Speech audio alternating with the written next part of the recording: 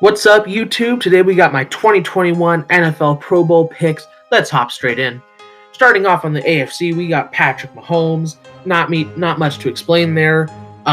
It's Patrick Mahomes. Then we got Justin Herbert, who's having one of the best rookie quarterback seasons in NFL history, on pace to shatter the record previously set by Baker Mayfield. And then we got Deshaun Watson, who is just playing like Deshaun Watson, has a bright future ahead of him. It's unfortunate he lost DeAndre Hopkins, but he's still playing at a great level. Then we got Russell Wilson. Now, I know some people might say, well, why is Aaron Rodgers not above Russell Wilson? That's simply because at the end of the day, the Pro Bowl is a popularity contest. I would definitely agree that Aaron Rodgers has had the better season. If I were to give out MVP right now, it would go to Aaron Rodgers. But let's be honest, everybody likes Russell Wilson a lot more than they like Aaron Rodgers. And again, at the end of the day, the Pro Bowl is a popularity contest. So I'm going to go with Russell over Aaron here.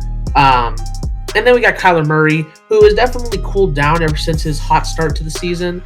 But, again, he had a very hot start to the season. Teams have figured out how to kind of slow him down, but he was very, very good to start. So I still think he's played great enough.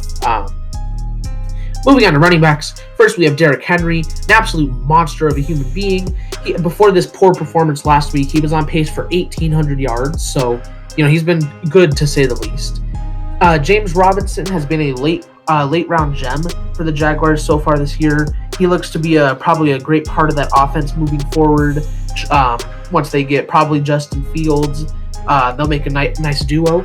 Then we got Josh Jacobs, who's had a really good season. I think he's hurt right now, but he's been playing really good behind that poor Raiders offensive line that's been hurt a lot this year, but he's still been great.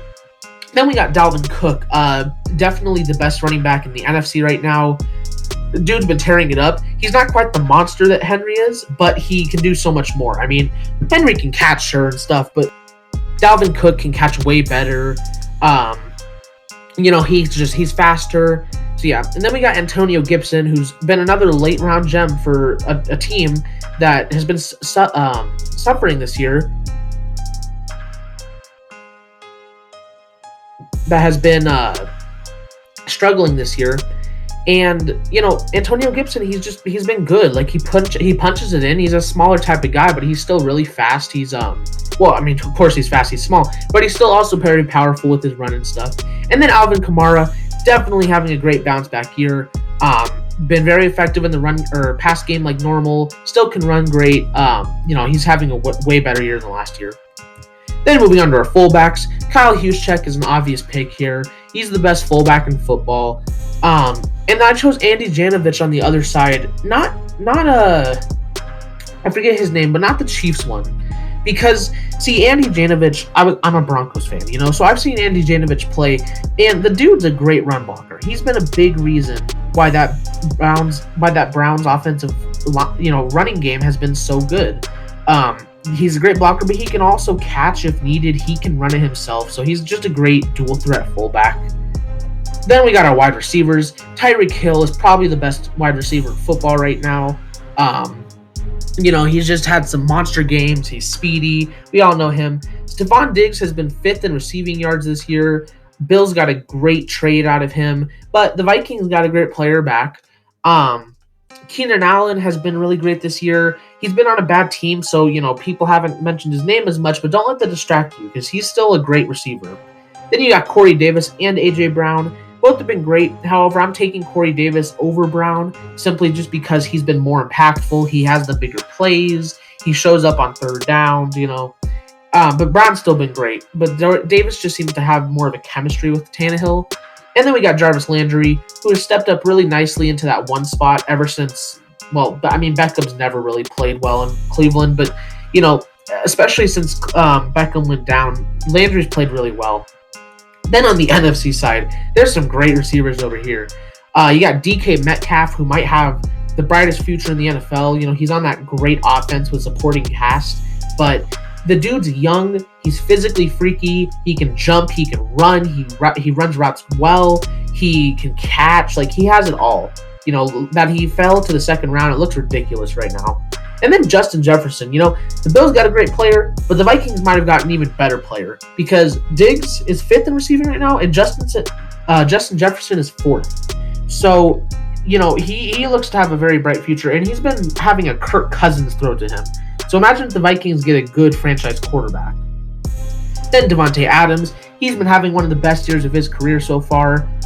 Aaron Rodgers has been throwing only to him, and it doesn't matter how many people you put on him.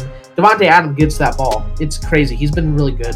DeAndre Hopkins makes the Bill O'Brien trade look stupider and stupider every week. So stupid that I'm using the word stupider.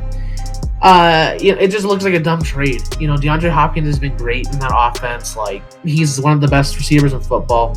Then Scary Terry, Mr. McLaurin on the Washington football team, has had another great year. He had a breakout year in his rookie year, actually, and just continues to perform.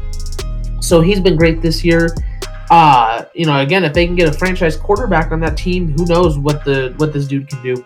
And then Robbie Anderson, he's taken that wide receiver number 1 spot from DJ Moore at this point. He's played good enough at a Pro Bowl level, so I have him here. Moving on to tight ends. Number 1, Travis Kelce is the best tight end in football right now. George, especially since George Kittle's hurt, no question. The dude has it all. Enough said. Darren Waller has had a great season, maybe even better than last season. He just had the best game of his career last week, so he's been amazing. Also, really getting better at run blocking. And then Noah Fant has secretly had a really good year with the Broncos, a player that you haven't heard a lot of because the Broncos are not the best team, but he's definitely improved in his run blocking. He makes the big plays. He shows up on third downs. He's a fast, physical tight end. So then on the NFC, TJ Hawkinson is easily the best tight end in the NFC. He's had a great year, and it's really just because, if you look at my number 2 and number 3, Dallas Goedert and Tyler Higbee, both have had enormously average years. There's just not a lot of good tight ends in the NFC. Maybe Hayden Hurst, but Tyler Higbee, he's a good run blocker. He makes plays. And Dallas Goedert's doing basically as much, if not more, than Zach Ertz was doing at this point. If I were the Eagles, I'd be trying to trade Zach Ertz because he's only getting older. He's just not performing anymore. Whereas Dallas Goedert, he's a young guy who looks to have a bright future, and he's playing at a Pro Bowl level, mostly because the NFC is lacking tight ends. Then we have our offensive tackles. Some interesting players here. First off, Mekhi Becton has played amazing, monster of a human being, an amazing run blocker. He could work on his pass blocking, but, again, just the run blocking is phenomenal. Then you have Garrett Bowles, who has quickly turned from one of the worst tackles in the league to the best. The dude's played like an all-pro lineman. He has only one holding call, which was kind of a bad call this year. And that was his main problem, was as soon as he could get his mental side of the game in check, the sky was the limit for this guy, and he finally got it in check. So it's weird to say, but Garrett Bowles should be in the Pro Bowl this year. Then we got Orlando Brown. Ronnie Stanley went down for the Ravens, and it was a really bad loss. But it's like people forgot that they have this guy at the right tackle position, Orlando Brown is still a very good tackle. He's been a big part of why Lamar Jackson isn't getting pummeled every single play. Of course, he can run, but they've shut that down a lot. And then last, Michael Onwenu, another gem in this draft for the Patriots. Bill Belichick's just great at drafting gems at this point, let's admit, if you haven't already. Michael Onwenu was originally a guard, and then Marcus Cannon went down, and they slotted him right in there, and he fit perfectly, never went back. Dude's played at a Pro Bowl level, great pick by the Patriots. On the NFC side, 2 players I don't really need to explain. Teron Armstead and David Bakhtiari are the best tackles in football. It's 1A, 1B, honestly. Enough said. Then Dwayne Brown for the Seahawks. He has anchored that Seahawks line and so incredibly well. Without him, Russell Wilson would be playing behind maybe one of the worst 5 offensive lines in football. Dwayne Brown single-handedly keeps them out of the bottom 5. Still a horrible offensive line, but he's been so good that he holds it up by himself. That's how good he is. How he's been this year. And then Tristan Wirfs. If tackles won awards, Tristan Wirfs would win Offensive Rookie of the Year. This guy has played so incredibly well. He's been a great pass blocker. Run blocking is good too, but the pass blocking has been incredible. Tom Brady's been gifted such an incredible line back there.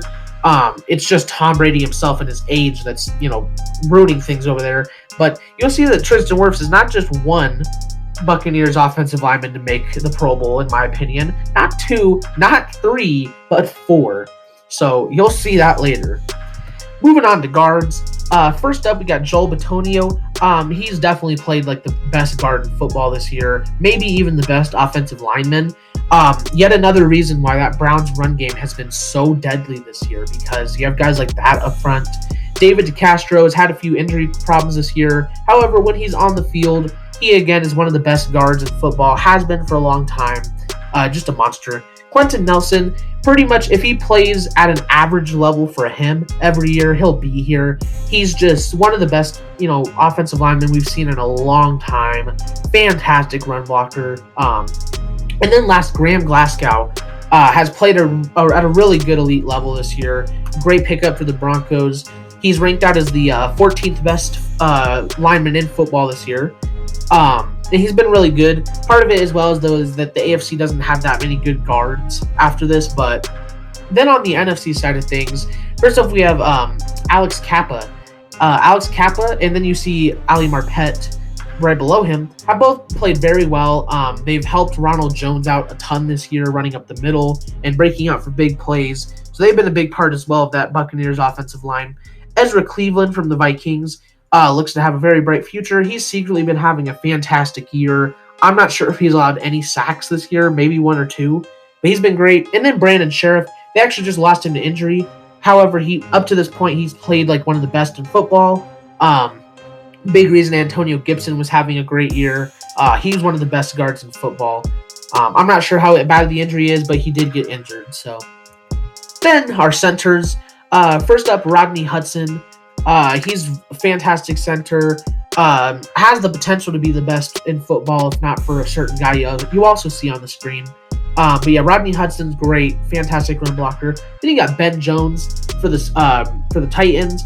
Yeah, he's a great run blocker and a great pass blocker, a great center for them. Then we got Jason Kelsey, best center in football in my mind. He's definitely been the one good spot of that Eagles offense that's been horrendous this year. The Eagles offensive line has been ravaged by injuries, but he's been healthy and he's played great.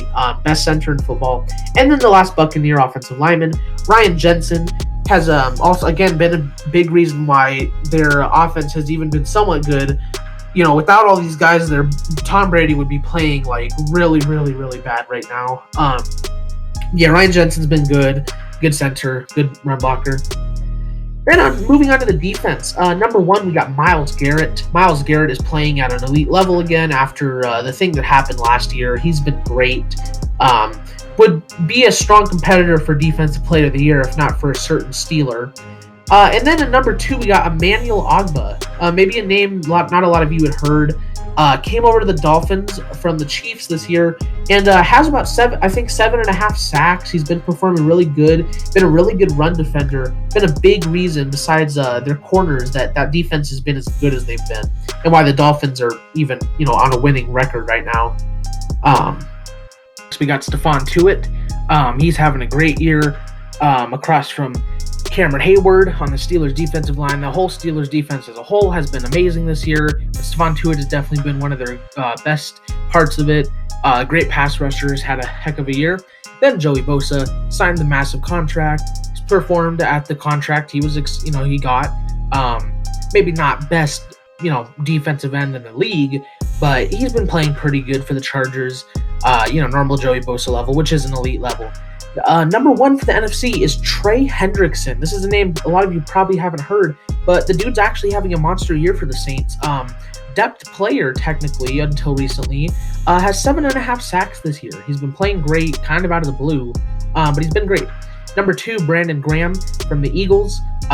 He's been another bright spot for the Eagles on not many bright spots, but he's been having a really good year, not necessarily by the sack numbers, just by the pure play. Great run stopper. Then we got Brian Burns. He's been tearing it up. Another dude with a super bright future. Looks like he's going to be a great piece of that Panthers defense going forward. Monster off the edge. Super quick. Very powerful. I mean, he just throws guys around. And then we got Montez Sweat, who's pretty much taken over Ryan Kerrigan's job at this point, playing the opposite of Chase Young. However, I think he's played better than Chase Young. He's been more effective in the run game than Chase Young has. Hasn't put up the same numbers as Chase Young, which isn't that much, but again, he's been great run defender, just all-around better player. Then on the defensive tackles, number one, Chris Jones is a pretty easy pick. He is definitely, I mean, on the AFC, he's definitely the best tackle in the league. Just a monster, not much else to say. Same case for Cameron Hayward, not better than Chris Jones, but he's a monster as well on that Steelers defense. Quinnen Williams has had a pretty good year. They were trying to trade him at the trade deadline, which was weird because, he's only in his second year or third year. He can be a really good player going forward. He is in his second year. But yeah, he can be a really good player going forward. 6.5 sacks so far this year for a DT is not bad at all. And then number 4, we have Daquan Jones. He's filled in really nicely there. In the gap that Jarrell Casey left when he left Tennessee, along with Jeffrey Simmons, but Daquan Jones has been the better one. But again, another choice where he's been good, but just the tackle room is lacking for the AFC. Tackle room is not lacking for the NFC. Number 1, we have Aaron Donald. I'm not even going to explain it. It's Aaron Donald. Number 2, David Onyemata, another guy from the Saints that's having a really good random year. I believe about 5 sacks for a defensive tackle, which again is not bad at all. But he's been more effective in a run game and just causing pressure like every play. The dude's been crazy. Number 3, Fletcher Cox. Not need to explain again. He's a great tackle. Then number 4, Leonard Williams. Here's the thing with Leonard Williams. He has definitely helped that Giants defense out a lot. Had a great game last week when they shut down the Seahawks. But Leonard Williams, where he does pop off is the stats. He is a player where, a lot of players, they don't have good stats, but they're a great player. Leonard Williams has great stats, but he's not that great of a player. However, his stats has been good enough, I think, to award him Pro Bowl this year. Then moving on to the inside linebackers. Number 1, Patrick Queen. He's been a great pick for the Ravens so far this year. He's fast, he's elite, he can jump, he's just all over the field for the Ravens. Been great for them.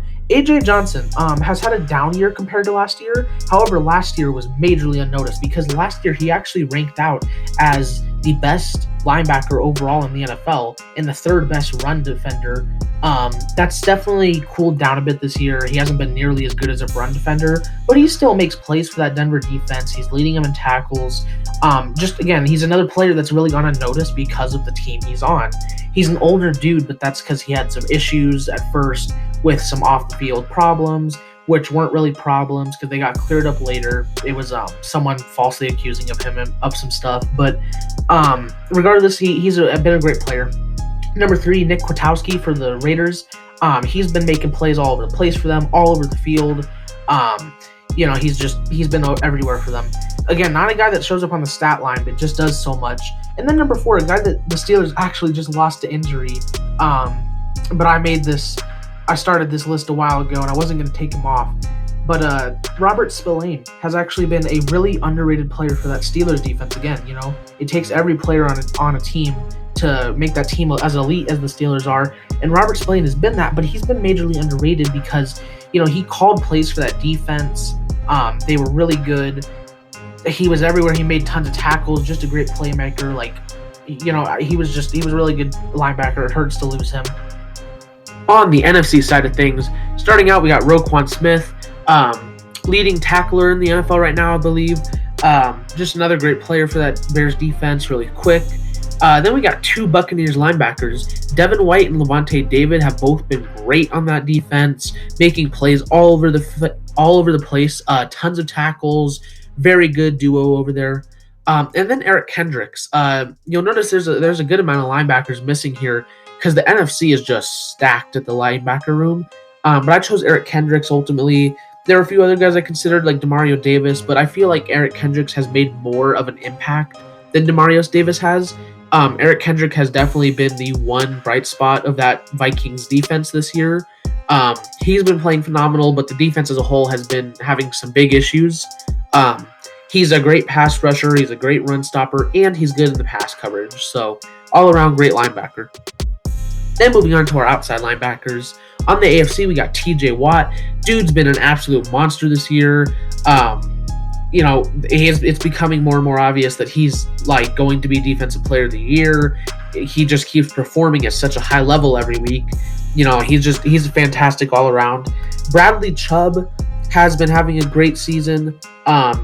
Not nearly as good as his rookie season, but it's definitely better than his last season. He had 1 sack through the first 4 games and then was hurt for the rest of the year. He's been making more of an impact in the run game more than anything, but he has the numbers too. Then you got Miles Jack. Doesn't pop up on the stats because he's a pass coverage linebacker, but he's been really great though. Normally he'd be on the inside linebacker list, but the Pro Bowl list had him listed as an outside linebacker. But yeah, he's been great though. He's been making plays for that Jacksonville defense. And then Malik Reed, a name that you guys probably haven't heard before, but he's actually done a great job filling in for Von Miller. I believe he has about 6 sacks so far. A guy that's also made a huge impact in the run game for the Broncos. The Broncos defense doesn't let up much rushing yards, and it's because of these 2 guys right here. Other guys make plays, of course, but these 2 guys stop the run game very well. And Malik Reed, I think, has played at a Pro Bowl level, but honestly, it was just there wasn't a lot of other great AFC outside linebackers. Then you move to the NFC. First, we got Zadarius Smith. He's been great for the Packers this year. Sacks, makes plays in the run game, all-around linebacker. Khalil Mack, we know who Khalil Mack is. We know what a monster he is. No need to explain that. Then Jason Pierre-Paul. Last year, Shaquille Barrett led the lead in sacks, was probably the best outside linebacker in football. This year, Jason Pierre-Paul hasn't been the best in football. That's TJ Watt. But he has definitely been great and way better than Shaquille Barrett this year. He's made more of an impact than Shaquille Barrett. Barrett's been better in the run game, but, Jason Pierre-Paul makes those big plays when it's needed. And then number 4, we got Jeremy Chin, who, is making a great push right now for Defensive Rookie of the Year. He is not an outside linebacker. He's technically a safety most of the time. But this is where they had him listed. There were, again, other guys I would have had, but I couldn't pick them over Jeremy Chin, even though he should be listed as a safety. But Jeremy Chin has been making, big plays all over the place. He had a game where he had 2 defensive touchdowns. He hits hard. He's great in coverage, picks off passes. He's just, again, he's another bright spot on that Panthers defense that looks like he has a bright future. Then moving on to corners. First, we got Xavier Howard. Definitely having the best cornerback season in football right now. Has a lot of picks. He's been playing great deep coverage. Just a great cornerback. And then J.C. Jackson is a close second because J.C. Jackson has also had a great year. Many picks. Again, great in deep coverage. One-on-one is competing with Xavier Howard for best in football. Marlon Humphrey of the Ravens is definitely having the best performance out of any Ravens players this year. He continues to just get better and better. Tre'Davious White is playing at the normal level of Tre'Davious White. He's an elite corner. L'Jarius Sneed off the Chiefs has been a great late-round pick for them. He's just been great. He's really good in mid-zone coverage. Plays that man defense so tight, it's hard to get past him. Then Xavier Rhodes has had a really nice year, actually. Kind of under the radar on a Colts team that their defense definitely has struggled this year, but he's been good, though. Then on the NFC, we got Carlton Davis III. He's having a fantastic year. A lot of people said that the Buccaneers' weakest part of their team this year was their cornerbacks, and that hasn't been the case. Jamel Dean's also putting up a strong case for a Pro Bowl, but he didn't make it here. But Carlton Davis has had a great year. Then you got Kendall Fuller, who's having a all-pro type season for the Washington football team. Definitely deserves a Pro Bowl. He's just been great. Man coverage is fantastic. But definitely better in the zone, though, and he plays amazing zone coverage. Then we got a pair of Rams corners here, Jalen Ramsey and Darius Williams. Perhaps the greatest 1-2 corner duo in the NFL right now. Darius Williams is not a name that gets said quite near as often as Jalen Ramsey. However, while I'm not going to say he's better than Jalen Ramsey, he is definitely an elite corner that definitely should be recognized more. But he is overshadowed by Jalen Ramsey, who is perhaps the best quarterback in football right now. The man is easily the best in man coverage. He is fantastic in zone coverage as well. Makes plays, bats out passes, good in the run game, just all around. Then number 5, you got James Bradbury, having a very good season ever since he came over to the Giants. He's been making great plays, deep zone coverage. Again, a nice run defender. And then Jair Alexander. He's just an elite corner for that Packers defense. He's been everywhere, makes nice plays in deep zone coverage. And then moving on, we have our strong safeties. Starting out with Jordan Poyer. He's a guy that's really popped off in the stats this year, but he's also been nice for that Bills defense. Then you got the Honey Badger, Tyrann Mathieu. He's been everywhere for that Chiefs defense, making plays. He's fast, he's athletic, really good player. Then we got Budda Baker, who's exploded these last 2 years. He's making a case for the best safety in football right now, if not for Justin Simmons. Eddie Jackson has also been a great player for that Bears defense. He had a kind of a down year last year, but he's come back a bit this year. So then moving on to our free safeties, we have, in my opinion, the best safety in football right now, Justin Simmons, and according to PFF, the best safety in football right now. Justin Simmons, people were saying he was having a bit of a down year, but he wasn't really. I mean, he was just he's played every single defensive snap for the Broncos since he came into the league. He's actually the only player in the NFL to take 100% of the snaps on every defensive play for the last 4 years. So he's just been everywhere. He picks off balls. He reads pressure. He makes pressure when he needs it. He's a great safety. And then Jesse Bates has been having a really good random year for the Bengals. He's also making a strong case for the best safety in football right now just because of the way he's been playing this year. Marcus May is another guy that just having a really good random year. But for the Jets, he's been definitely the best part of that team so far this year. And, it's really random, but he's having a great year. And then last, Antoine Winfield. He's been a great pick by the Buccaneers. Really helped out that defense. He made that secondary, take that elite step. He's just been great. Another great gem in this draft. Then we have our kickers. First, Harrison Butker. He's been great. I don't know if he's missed a lot of kicks, but he's just a great kicker. One of the best in the NFL right now. Brandon McManus has been Brandon McManus. He makes a ton of long field goals. 50-plus yarders for him are like the equivalent of 30 yarders for most kickers. He's very, very accurate, rarely misses.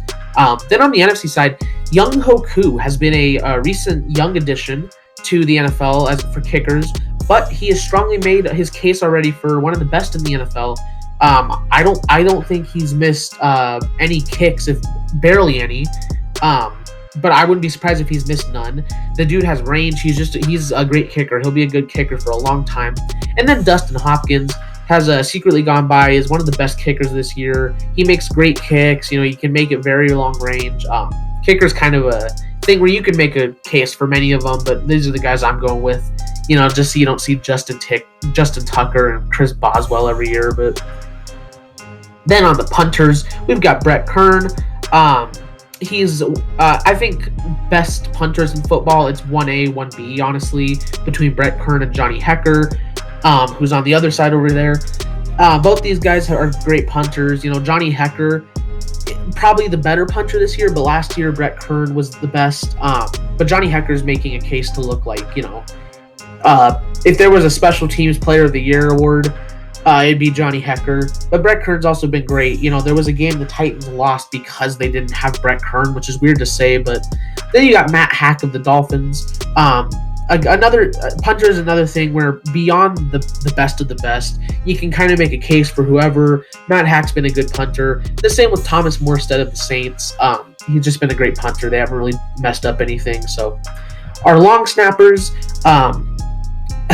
another Bronco. This one simply just because really I can't sit here and say this guy's a long snapper, a really good long snapper. He should be in the Pro Bowl. Jacob Bobenmoyer is a long snapper I know is a great long snapper because he hasn't botched anything because I watched the Broncos games. The only other player I could really say that of is Hunter Bradley of the Packers, which is why they're both here. There might be a better long snapper that deserves to be here. I'm not sure. These are just simply the two guys I know, and they haven't really made any mistakes this year. So then, last but certainly not least, we have our return specialists. Again, these guys are definitely the best return specialists in the NFL, but Cordero Patterson on the NFC for the Bears is easily the best return specialist in the NFL right now. He has these crazy returns for touchdowns. He gets yardage. Um, it's just a shame that he's such a good return specialist, and the Bears offense still can't use him. So, and then we got Andre Roberts of the Bills. Again, like easily the best return specialist in the AFC. Not the best because of Patterson, but he's like easily second best. So those are my Pro Bowl picks, you guys. Let me know what you think down below. Hit that notification bell with the subscription button. It's just right there. It's free.